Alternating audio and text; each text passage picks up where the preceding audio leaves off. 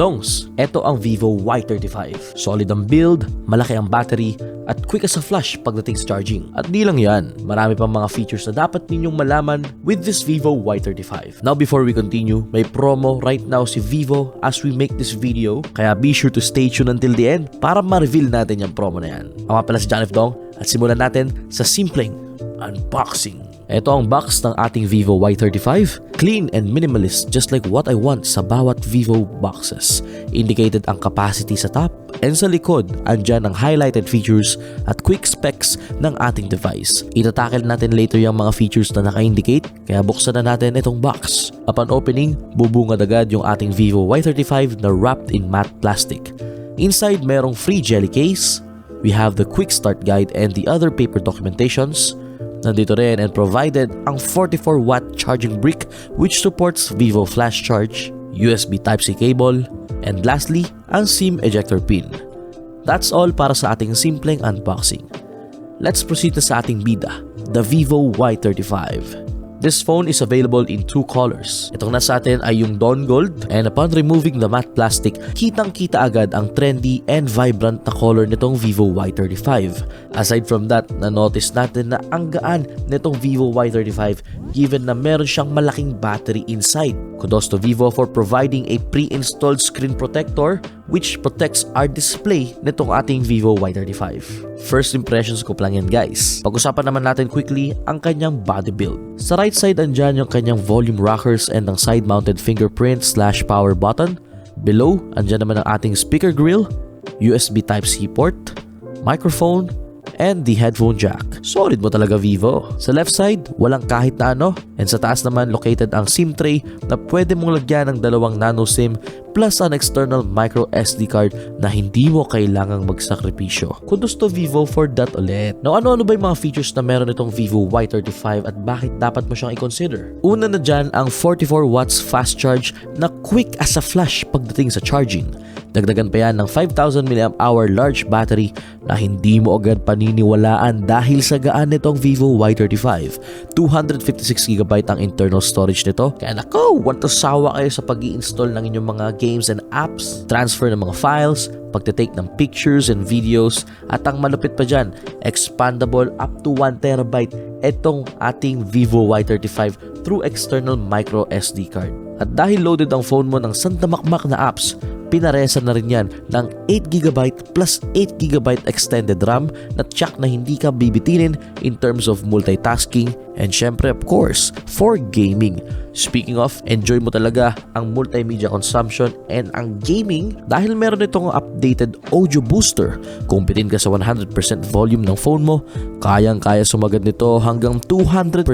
At dahil sa garista ka, dapat mo ring malaman na naka-Snapdragon 680 processor na ito. Kayang-kaya kasabayan sa mga trip mo. Maghapon ka mang mag-gaming o magbabad kakanood ng Netflix or TV series sa phone mo. Talagang aabutin kang maghapon sa harap ng Vivo Y35 dahil sa 6.58-inch Full HD Plus display nito at naka 90Hz refresh rate pa. Sobrang solid, di ba? At hindi ka na rin huli sa latest dahil naka Android 12 OS na po itong ating Vivo Y35. Ilan lang yan sa mga features na talagang hindi mo papalampasin lalo na kung isa kang hardcore smartphone user. Now, paano naman ang mga mahihilig mag-take ng photos, ng pictures, ng videos? Don't worry, di rin tayo bitin kay Vivo Y35 dahil naka triple rear camera setup ito with a large sensor packed with a 50MP plus 2MP and another 2MP camera lens na kaya ring mag-take ng photo sa dilim with its super night camera. Sa front, we have a 16MP selfie camera that features video face beauty which is perfect para sa mga mahihilig mag-selfie. Diba? Ito, ipapakita ko sa inyo yung example shots natin using the Vivo Y35 camera.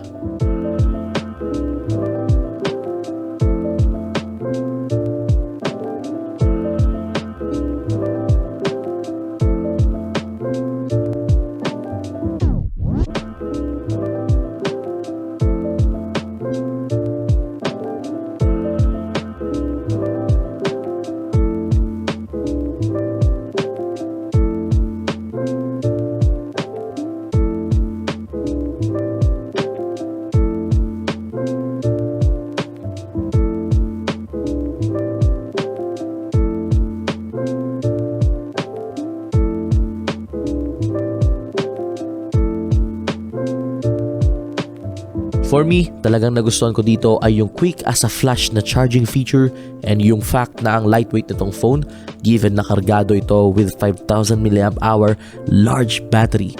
Also, wala akong naging problema when it comes to software, sa gaming, sa pag-handle ng mga files ko with its 256GB of storage, sabayan pa yan ng 8GB plus 8GB extended RAM. Aba, tingin ko, wala na tayong dapat pag-usapan pa. Kidding aside, no? John F. Dong, ano ba yung promo na binanggit mo kanina? Well, alam niyo ba, with the specs and features na binanggit natin with this Vivo Y35, makakuha niyo po ito for only 14,999. And kapag bumili ka sa online stores, meron ka pang free dito SIM and a free Vogard True Wireless Stereo Earbuds. Grabe ka naman Vivo, sobrang busog tayo sa mga promos. You can check our description for more information about Vivo Y35 and sa ongoing promo. And yan po ating review with the Vivo Y35. Ang lupet, 'di ba? Kung nagustuhan niyo yung video natin, hit that like button. And of course, if may mga questions man kayo, feel free to comment down there sa ating comment sections below.